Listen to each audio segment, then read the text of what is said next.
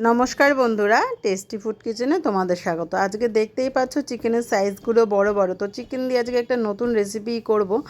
আমি অনেক দিনে এই রেসিপিটা কিন্তু করিনি। দেখো, চিকেনগুলোকে ভালো করে ধুয়ে জলে ভিজিয়ে রেখেছি।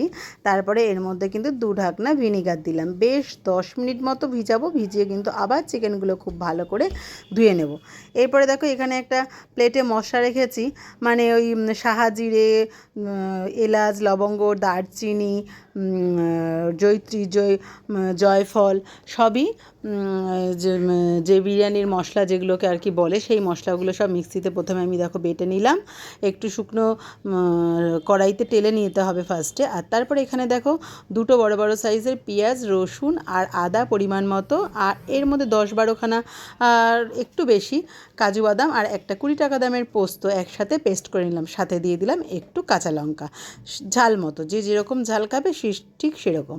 আর এদিকে চিকেনগুলোকে দেখো আবার ধুয়ে রেখে দিয়েছি। দিয়ে এই চিকেনের মধ্যে পরিমাণ মতো লবণ দিয়ে দিলাম। আর যে মশলাটা আমি মিক্সিতে গুঁড়ো করে রেখেছিলাম তার থেকে আমি বেশি অংশটা দিয়ে দিলাম। 1 চামচ মতো রেখেছি, মনে হলো যেন বেশি হবে, সেই জন্য রেখেছি। তো এবার আমি মিক্সিতে যে মশলাটা করে রেখেছিলাম তার পেস্টটাও আমি দিয়ে দিলাম। দিয়ে এবার এর মধ্যে আমি দিয়ে দেবো পরিমাণ মতো একটু দই, ওই 4-5 চামচ মতো টক দই দিয়ে দেবো।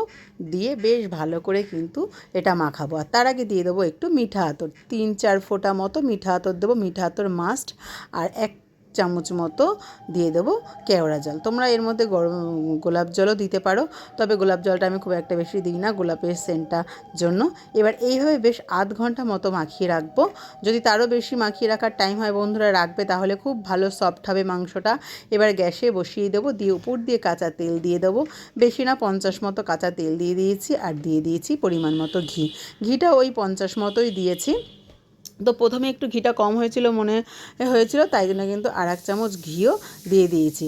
এবার কিন্তু বেশ ভালো করে একটু নাড়িয়ে চাড়িয়ে নিলাম ঘি আর তেলটা দেওয়ার পরে। আর দেখো, মিক্সিং বলে অল্প একটু জল দিয়ে, যেটুক মানে ধুতে জল লাগে সেই জলটুকুই কিন্তু দিলাম। আর দিয়ে দিলাম 2-3 চামচ মতো দুধ। ব্যাস, আর কিন্তু কিচ্ছু দেবো না। এবার শুধু হালকা স্টিম দিয়ে বসিয়ে রাখবো। আর এইটা কি করছি বন্ধুরা, তোমরা এতক্ষণে বুঝেই ফেলেছো নিশ্চয়ই যে আমার রেসিপিটা কী। হ্যাঁ, চিকেন চাপ হচ্ছে।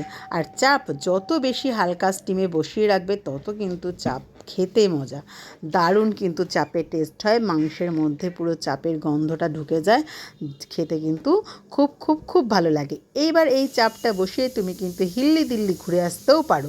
মানে একদম হালকা স্টিমে দেবে বলে তার জন্য তুমি কিন্তু হিল্লি দিল্লি ঘুরে আসতে পারো। পাশের বাড়ির বৌদির সাথে, দিদির সাথে বেশ ভালো করে কুটকাচালিও করে আসতে পারো এর মধ্যে, এই মাংসটা তোমরা বসিয়ে। আর দেখো, একদম মাঝে সাঝে 2-1 বার একটু হালকা করেই নেড়ে দিলে হয়ে যায়। তো দেখো, অনেকটাই কিন্তু জল বেরিয়েছে, দেখা যাচ্ছে খুলে। এই জলটা কিন্তু পুরোটাই এই হালকা স্টিমে আস্তে আস্তে কিন্তু মারতে হবে, তাহলেই কিন্তু চাপটা দারুণ লাগবে। চাপে কিন্তু ঝোল করা যাবে না একদমই। তো বন্ধুরা, আজকের রেসিপিটা তোমাদের কেমন লাগলো অতি অবশ্যই কিন্তু জানিও কমেন্টে। আর ফেসবুক দেখলে অতি অবশ্যই আমার ফেসবুক পেজটা ফলো করে দিও। আর ইউটিউব থেকে দেখলে কিন্তু একটা সাবস্ক্রাইব করে রেখো নতুন ভিডিও পাওয়ার জন্য।